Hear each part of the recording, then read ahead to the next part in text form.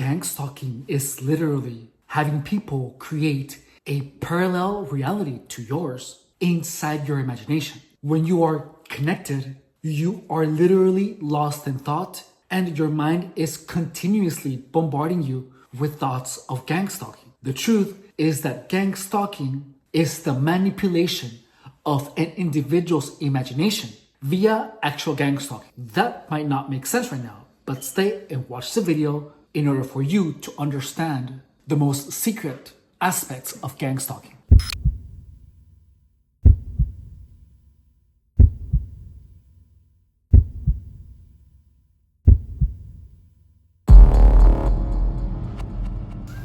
Here we go.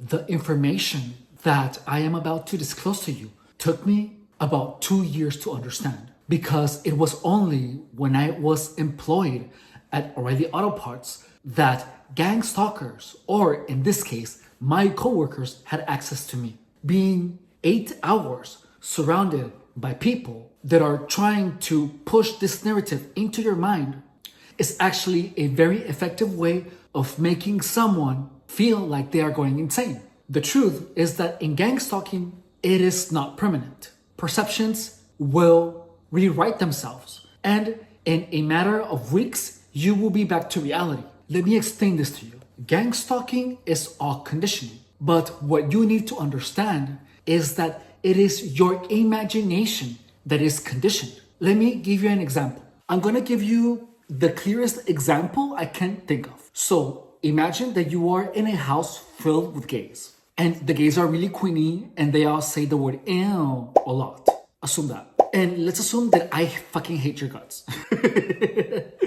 And I want you to be paranoid. I want you to have a bad time. So this is what I would do. Whenever I would know that you're taking a shit, I would walk by the restroom and go, ew. Whenever you're taking a shower, I would walk by the window and yell, ew. Whenever you are in your pajamas, I'm gonna go, ew. Whenever you are eating breakfast, I'm gonna go, ew. But I'm gonna make sure that you never actually see me going, ew. So you are not going to know that it is I who is doing that. Also, there's gonna be times where I'm gonna walk by you and I'm gonna whisper, ew. Also, whenever someone else walks by you and when you do not see their mouth, I'm gonna go, ew. The ew is gonna be a reaction to you over a period of months, depending on the intensity. Remember, you live in a house full of gays, and the gays are gonna be saying ew all the fucking time. So guess what? You are gonna feel that every ew is said indirectly at you. That's how it is. It is literally that simple. When you take a shit and someone says ew, you're gonna feel that someone is doing it because you're taking a shit. Whenever someone is hanging out in the same room with you and you hear someone say ew, you're gonna feel like that is being towards you. So now you have momentum. And whenever any of your roommates or any of your friends that come in the house, when they say ew, it's gonna produce a negative sensation. And you're gonna feel like the ew is directed at you. Whenever you're in the restroom, because you knew that someone knows that you're in the restroom and they're going ill because you're in there taking a shit, you're gonna feel that there's someone out the door or outside of the window trying to look at you. So you're going to be wondering, is someone watching me? And you're going to start imagining people watching you. If I have a conversation with someone out there, all I have to do is say ew for you to feel that someone is watching you. It's that simple. It's really, really that simple. I have conditioned you to feel like you're getting watched, and that people that say ill is because they're disgusted of you. It's that simple. It's that simple. It is really that simple. Imagine that, but in between the aisles of a store. And not only that, but imagine that you're taking a shit in your work's restroom. And when you walk out of the restroom, you see your coworkers scurrying away. That is supposed to mean that they were listening to what you were doing in the restroom, right? If that happens a lot of times, when you're taking a shit, you're always gonna have the suspicion there might be someone out there listening to what I'm doing in the restroom. Now, you're also imagining people listening to you take a shit. Now, imagine that you place your cell phone somewhere and your coworkers move it somewhere else and they just watch you look for it. And this happens many times. So now, whenever you misplace your cell phone, you are going to automatically make the assumption that your co-workers moved it. I'm telling you this because this happened to me a lot at work, a lot. That, what I explained to you, is the actual conditioning. That is how targets are made to believe that everyone is doing things to fuck with you. The truth is that there are actually people that fuck with you, but there is a point where they fuck with you so much that you start making the assumption that someone moved your phone whenever you misplaced it, that someone is watching you or listening to you take a shit even though there's no one there, that someone is watching you through the sliding door when they're actually sitting there reading a book. That is the gang stalking conditioning. I dealt with this shit for 3 fucking years. I'm not gonna lie to you, like the first year, I fell for everything. I fucking fell for everything. It was awful, but I gained a lot of experience. There was a point where I understood the conditioning. And when I understood it, gang stalking didn't work. And I mean, it didn't work because I was able to differentiate between the actual conditioning and the imagined gang stalking. The conditioning is doing the things that I just told you about. And the imagining of gang stalking is when the conditioning is done, your imagination does the rest. If any of my coworkers are watching this, I know what you were doing and fuck you. I hope you get fucked in the ass with a chainsaw. Anyways, now I'm gonna tell you how your mind is conditioned to make you assume that everyone is talking indirectly about you. Listen, again, the first year, I fell for it. I fell for all of it. But the second and third year, I was already, understanding all the concepts. So let's talk about the high mileage one. So I worked in an auto parts store.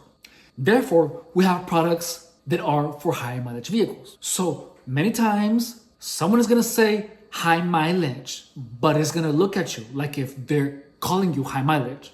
And this is gonna be done a lot of times.